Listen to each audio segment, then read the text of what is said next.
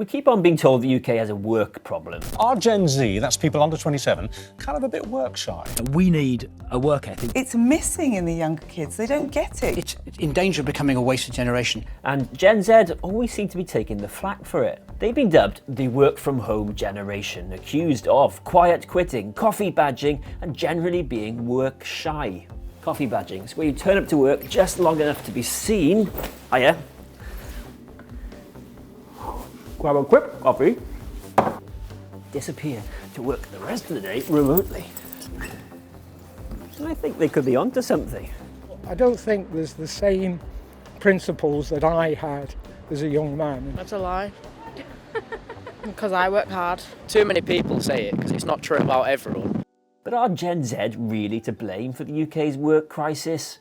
Millennials, Gen Z, now Gen Alpha. You hear a lot of these terms bandied around, so who actually are Gen Z? Well, they were loosely born between 1997 and 2012, and they've been through a lot. A worldwide recession, Brexit, and of course, the COVID pandemic. In 2023, this generation made up just 1 in 10 workers in the UK. In a decade's time, that'll jump to more than a third. And their working habits are like nothing we've ever seen before. Many joined the world of work during the pandemic, so working from home was their normal. And now in 2025, almost half say they want to continue working at least 2 to 3 days from home, while a quarter want to work remotely full-time. So the question, and it's usually older people asking it, quite frankly, is, has this made young people lazy? Well, we visited Britain's youngest city, Bradford, to ask Gen Zers for themselves. Bradford kids! Everything I want for myself, I try to get it. Even if I fail in attempting it, I will try my best to get it.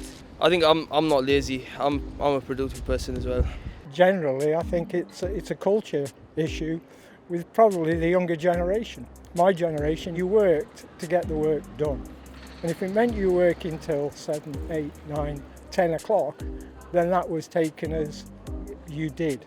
Before there were no social media, TikTok was not there, so it's quite different the times now. So I don't really blame them. So some Gen Zers feel like they're being unfairly targeted, and do they have a point? Well, youth unemployment is in fact rising. In late 2024, there were 628,000 people aged 16 to 24 who were unemployed, almost 100,000 more than the previous year. Industries like health and social care, education and manufacturing are in desperate need of more people. So is it the case that these jobs are now less appealing to young people?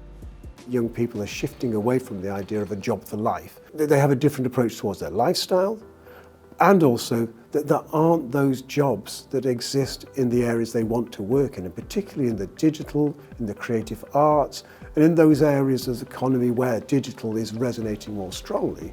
We're often finding that short-term contract work, freelance work, is what shapes young people's working lives. There are, of course, plenty of young people who do work in these industries. Shannon works 30 hours a week in a dementia care home, as well as blogging and creating social media content. Gen Z generation, they want to be out blogging, they want to be YouTubing, they want to be on TikTok, and it works for some people, but a lot of people, you've just got to go out and work. And I stay in the care work because it's a stable job, it's fulfilling, it makes me proud to do what I do, and then everything else in between, it's just a bonus really. It's always been instilled in me that to get where you want to be in life, you've got to go out and get it, you've got to work hard. Nothing comes free in life. There's way more to the UK's work crisis than just young people. Recent figures show 9.3 million people aged 16 to 64 are economically inactive. Effectively, people who are not in work are not actively looking for work either. Long-term sickness is the most common reason for people leaving the workforce, with the biggest increases actually coming from those aged over 50. Many of those over 50 are either working less or even are retiring early. And maybe there's a question here about work ethic here, and about the fact that they've worked in an economic environment that maybe has pushed them very hard.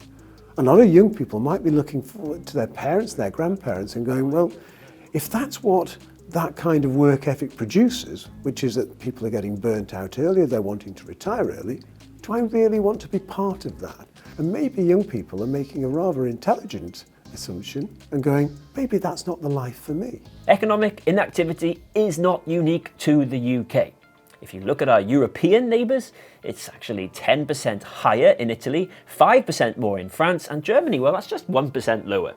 But what some economists find concerning is after the pandemic, the UK's inactivity rose, while across Europe, it fell. It's not a unique British problem. And if you're asking people what is their number one concern beyond climate and climate change, it is housing. And so right from the beginning of their active adult life, they're feeling a sense of failure or anxiety about the fact that they may not be able to realise one of the great milestones of life, which is property ownership. So, the Labour government faces a pretty big challenge. Their plan is to start a new national career service to get people into work, create a youth guarantee to ensure people aged 18 to 21 are in training or in work, and they want to better support those with long-term health conditions to stay in work. But will it be enough? The problem is it's complex.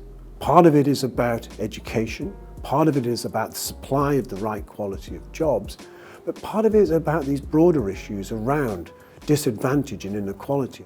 Gen Z is not lazy. Gen Z is different. Difference doesn't mean lazy, and I think that one of the problems here is that if older generations don't go and listen to and hear what Gen Z think about their future, well, these kind of attitudes will ingrain a very different and maybe a very negative view about how they fit into society. If you've enjoyed this video, and we hope you have, please consider liking and subscribing, and be sure to check out our latest deep dive on Labour's plans to renationalise the UK railways.